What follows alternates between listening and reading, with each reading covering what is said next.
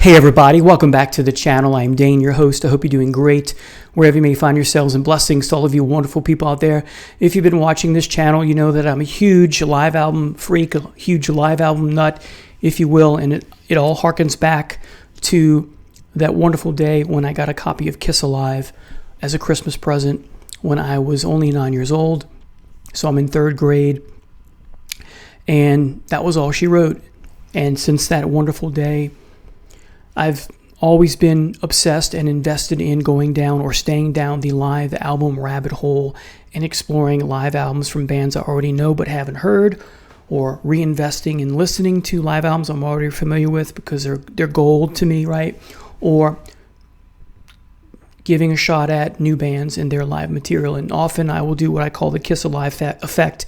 And if I'm exploring a new band or a band that's been around for a while but I haven't heard yet for whatever reason, I'll take a chance and listen to their live album first, like I did with Kiss, and then go from there and look at the studio after that, studio recordings after that. So today's video, I wanted to share with you what are my live album expectations. In other words, what are the elements that make a great live album? So what makes a great live album is the order of the day. And so I'm going to share those with you. In a nutshell, and I can't speak for everyone, but many of us, what we look for is an energy. You go see, say, Rush live like I have. I've only seen them live twice. There's just a certain energy that you don't get with a studio recording, and that's not to turn your nose up at studio recordings. I love Rush's I love Rush's studio albums. Love them. Most of them, not all of them, but especially those first 10. And I do love their live albums as well, except for one, A Show of Hands. But there's just a certain energy, whether you're listening to a live album at home, on your headphones, on your stereo, or in the car, that sort of thing, as opposed to, listening to live recording on a CD vinyl record, or going to the show and seeing them in person. There's just a different overall energy. And so I'm a person, when it comes to music, I want my cake and eat it too. I want the live experience, and I want the studio experience as well. Of course, sometimes the studio is better than a live, and of course, vice versa. We all know Kiss Alive is much better sounding than the first 3 studio recordings because they were badly produced, and that's part of the Casablanca record label's fault. And so again, it's in many ways the compelling or captivating or allure is that energy that the band presents. And often what comes with energy is that improvisation, right? If they do that, then Deep Purple, Uriah Heep to some degree, King Crimson definitely, Rush, usually in the prog vein, but not always. REM was known for putting out a song live, doing a song live, but doing alternate lyrics. So again, all about energy, and I have a bunch of personal opinion. What are the qualities that make a great live album? And if you've been watching this channel, you know that I refer to what I call the true live experience. And all of these, if not most of these, if not all of these, point in the direction of having that true live experience. So here's what I mean. You want the full concert is one of the attributes. So what goes hand in hand with the full live experience is at least a 2 CD set. Think of Yes, they did 3 CDs, and some other bands have done that well because they want to give you that full concert. So again, the full concert or the full live experience, they're pretty much the same thing. So at least 2 CDs, as I said. There are some exceptions. So, for example, if Rush were to find quality engineering and production-wise live recordings of the Down the Tubes tour, the Caress of Steel tour, I would buy it. And let's face it, it would be a short set because they're still opening for other bands like Kiss, etc. That's not to say I don't buy live albums that are short sets. Of course, I'm going to buy those because I'm a live album nut, but they fall short of the true live experience. So again, this is about expectations, and we don't always get what we want. So again, 2 CD set at least, and tied to that is at least a 2-hour set. I prefer a 2.5-hour set. Think of the Steve Hackett CDs that have been coming out since 2013, where he does Genesis Revisited plus his own material. You get 2 CDs and a Blu-ray, right? In one case, I think a DVD. And in many cases, they're over 2 hours long. So in between 2 and 2.5 hours. If here's the catch, if a band has a medium to large discography, it should be obvious that if they have a small discography, then you can't expect them to put out a 2 to 2.5 hour live album. In addition, next, I don't want an anthology. Does that mean I don't buy live albums that are anthologies? Of course not, I do. Strangers of the Night, UFO comes to mind. It's a culling of different songs from different nights put into one album. There are others. One of my favorite live albums of all time, Rush, Exit Stage Left, is a culmination of taking recordings from different shows and putting them in their respective place in the set list for the said release of the album. So yes, I do buy these, and they're good, but they're not the full live experience because it's different energies assembled and put together and makes a new energy, and sometimes they work well, like Exit Stage Left, Strangers of the Night, etc. But you're not getting the true live experience. You're not getting the songs from that one night. Think of Megadeth's Live in Buenos Aires, that Magic Night. It's a one night. No songs pulled from this night and this night and that kind of. It's one night. Okay. All right. So not an anthology. Next, this is a given. I want the production to be top notch. I want the engineering to be top notch as well. Even if it's raw sounding, like the UFO stuff, the first 2 CDs on the Impact box set, which made its way onto something else, a re-release. Werewolves of London, which is a must-own UFO live recording, I think. So I want, even if it's raw, I want it to sound good. You can think Metallica's, even though it's not a live album, think of Kill 'Em All. It's raw and unpolished, yet it's produced and engineered very well. So that's what I'm looking forward to in a live album. I want the mastering to be top-notch. That should be a given as well. I don't want songs omitted to fit the medium. So when the CD was new, they took, I think, originally when the CD was only 73 minutes or 74 minutes, they took off A Passage to Bangkok or Beneath, Between, and Behind, I forget. And so, that was disappointing considering if you had the 8-track or the vinyl record like I did, you're missing a song that you want to hear in said set list.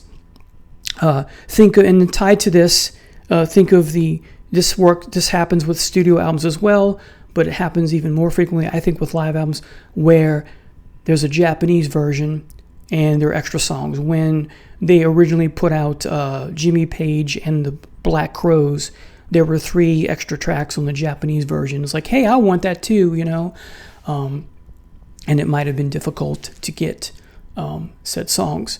And that's rectified now with the new release, the 3 CD set of that album. So yeah, I don't want songs omitted to fit the medium. Make it a triple live album then, or a double in the case, whatever the case may be. So don't omit songs to fit the medium. Just put it all out. Again, do a triple album if you have to. Next is I want a great mixture, not a good mixture, a great mixture of hits. Let's face it, live albums are supposed to be greatest hits live, if you will, but I still want a good mix of old hits and new songs, recent songs for that particular tour. The live album from Motorhead, Live at Montreux, We Play Rock and Roll, one of the most recent live albums from Motorhead in the last 3 years, is a great live album in the sense that you have a wonderful mixture of old and new songs. So I think that's important. So you want a solid track listing, in other words. I want a solid track listing is what I'm saying here.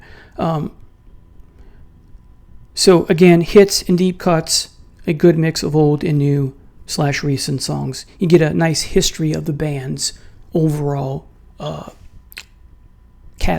discography or catalog. So a history, if you will. That's what a live album should be, up to that point, of course. This is a pet peeve of mine. Going back to good mixture of deep cuts and hits is another way to look at it. It's like a time capsule. Again, think Exit Stage Left fits the bill. Next is, I don't want I don't want a track listing that says intro. Just make the intro part of song 1. And don't put intro / the Mob Rules. Just say the Mob Rules, and there's, an intro. If Ronnie comes up to the mic and banters with the crowd for 30 seconds, that doesn't need to be a separate song in and of itself. That's just this is a very minor one, but it's a pet peeve of mine. Make the intro part of the song. The next one is big with me. Don't have medleys. Now, there are some exceptions. There are cases where the medley works. For me, I've said this before about Uriah Heep's first live album, Live 73, that just do 1 or 2 songs. Just do At the Hop and another 50s classic. Don't do 6 or 7 songs or 8 in that little medley, because you could be doing other Uriah Heep songs instead at the end. And of course, when I did that video, that retrospective on that live album, a lot of people some people put in the comments is that it's the order of the day, man. Deep Purple did it with Lucille, and Zeppelin did it with, Hound Dog, Scorpions did it with Hound Dog. And I chimed back, I believe, or I wanted to chime back and said, yes, but Led Zeppelin and Deep Purple did one song and one song only, not a medley of combined songs. So yes, it was the order of the day, but that doesn't mean I have to like it. So just another pet peeve. Live in YYZ, the Rush live album, the medley works, but more often than not, sometimes it just doesn't work for me. And again, it's just up to taste and preference. When Rush for the Signals tour did like By Torn the Snow Dog, something, and In the Mood, In the Mood doesn't go with By Torn the Snow Dog. It is just 2 different flavors. It's like putting pistachio ice cream with spearmint. Actually, that might work, but you get my point. So I have a live recording somewhere on MP3 where Rush does Xanadu / Necromancer, or rather By Torn the Snow Dog / Necromancer. Not quite a medley because it's just 2 songs, but close enough, and that works because the songs are very dark in theme and that sort of thing. So again, cut down on the medleys. Just not a big fan. The exception would be if you kind of like what Steve Hackett does. It's not really medleys, it's the songs in their entirety, and they make up a suite instead. Like on the last live album, The Lamb Stands Up, he does 7 or 8 tracks from The Lamb Lies Down on Broadway in their entirety, and it makes up a suite as a nice little microcosm of the full album, if you will, ending with the song It. So yeah, medleys I'm just not a big fan of. And tied to the medley is don't abridge songs. Yngwie, that new live album is just atrocious because he shortens the songs in favor of, showcasing his guitar talents. You can do both, man. Just, make a triple live album. I was going to buy that until I heard it. Thank goodness I heard it first. So yeah, don't have medleys. Thanks again. Don't have medleys. Don't abridge songs. There are other bands who do this, of course. It can work. I say that, but it's kind of it's too much of a tease. So yeah, don't abridge songs. All right. Here's one that I have a complaint still with the Live Evil album from Black Sabbath, even though the remix is fantastic. And Ronnie did this on his solo live albums as well. Don't do a song, say song A, then in the middle of song A, go into song B, do most of that or all of it in its entirety, and then return to song A to wrap it up. Don't do that. Just do them separately. That's a huge pet peeve of mine. It breaks the flow. Just don't do that. And this is also huge with Dio and Bruce Dickinson and other singers, but don't announce every single song. Surprise us. Surprise us, please. Again, just my opinion. This one, right? Bruce and Dio love him to death, but going to tell us, what the song is. I want to be surprised. Now, occasionally, talk about, so for example, Genesis, Steve Hackett, come to the mic and say, "This is Supper's Ready." Okay, I don't have a problem with that. And you're going to hear the crowd applause, especially Supper's Ready, every time, whether it's Steve Hackett or Genesis. They go nuts. I go nuts. But we don't need to know what every song is. Please surprise us sometimes. Don't fade out each song at the end of each song, because you're breaking the natural flow of things. You're not giving us the true live album experience or the live experience, because things don't fade out live. And again, the big one that comes to mind is Exit Stage Left. I never really thought about it until, I don't know, late in my 20s, and I owned the album right off the bat when it came out. Thanks, Mom. But yeah, you don't need to fade them out. Yeah, it's an anthology, but you could have blended them still better. So don't fade out each song. Let it be, in other words, let it be organic, although I hate that phrase. Let it be natural. Let's talk about bootlegs for a minute. I have a Led Zeppelin bootleg that I got as a gift, and it's unlistenable because I think the first song is the Immigrant Song, and the first 12 seconds of the song are missing. So the concert starts with the Immigrant Song already having started, and so it's worthless. So I appreciate the sentiment from my friend. So, and I'm grateful, but I just can't listen to it. I can't listen to the whole thing because of that. All right. Here's one.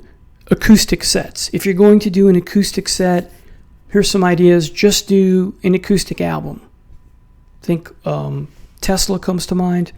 Or if you're going to do a mixture of acoustic and electric, do the acoustic set first or in the middle. So you have heavy electric, then middle, then, have the electric set, then the acoustic set, then return to electric set. But don't do the acoustic set last. It just doesn't flow right. But I prefer the acoustic stuff to be just a totally separate album, like an Unplugged, that kind of thing.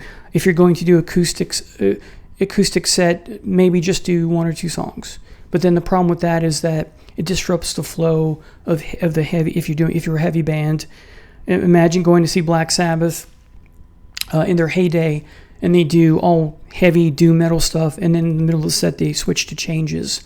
That's going to break up the flow. So I don't know if they ever did that, and bands do that all the time, especially hair metal bands, when they do the ballad in the middle. They do the ballad in the middle of the set list. So not a big fan of that. Let's see. So if I go back to omitting songs because you don't have enough space and just do a triple album, that kind of thing, that's not a problem. We're going to pay money for it. We are. Okay.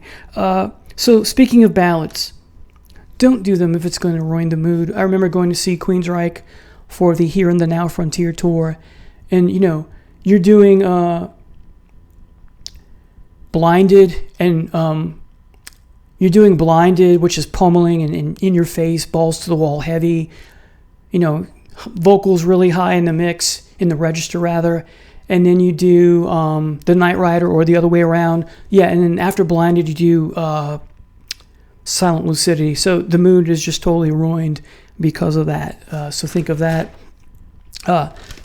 Here's an issue. Almost done. Here's an issue I have. I was going to purchase all the Rainbow Live stuff and was going to pay a heavy price for it. I have Live in Cologne, which I love. I have Live in Munich, which I love. And I have Stages, which is good but not great. And I was going to track down, if I could, Live in Dusseldorf, Live in Nuremberg, and there's another one. There's another one, the Germany tour from '77. And I looked at the track listings, and I was like, you know what? I think I'm going to pass for right now, if altogether, because the track listings are all the same. So I was like, you know what? If you're not going to switch up, so an expectation of mine is when you put out a new live album, switch up the track listing. Yeah, I get it, because for this tour, they're doing the same. They're in Germany. They're going to do the same set list for each city, so they don't disappoint the fans, because, word of mouth and that sort of thing. So if you're Nuremberg and you know someone who's in Cologne, you hope you get the same set list, that kind of thing. I think there's one exception where they switch tracks. But the problem with that is you don't have any live recordings, official live recordings that I know of, where they play Light in the Black, which is a great song. I don't know if they had problems playing that live or what have you, but that's disappointing. Just as an example, and I get why they did that, but at the same time, put out some other live material. I'm sure there's a wealth of Rainbow Live stuff during the Dio era where you have alternate track listings. There are only a few that I know of, but I'm sure there's some stuff in the vault, if I were to guess. And finally, not about the music, but important, I think, give us a nice booklet. Think of Kiss Alive again. Give us something to mull over and read, right, as to make it part of that live experience event. Of course, the music is more important. And, and I guess the in addition to wanting something to read the history behind the album, that kind of thing, we want photos. We had a meeting. We want photos. Anyway, these are my expectations of what makes a great live recording. See you next time. Take care. Bye now.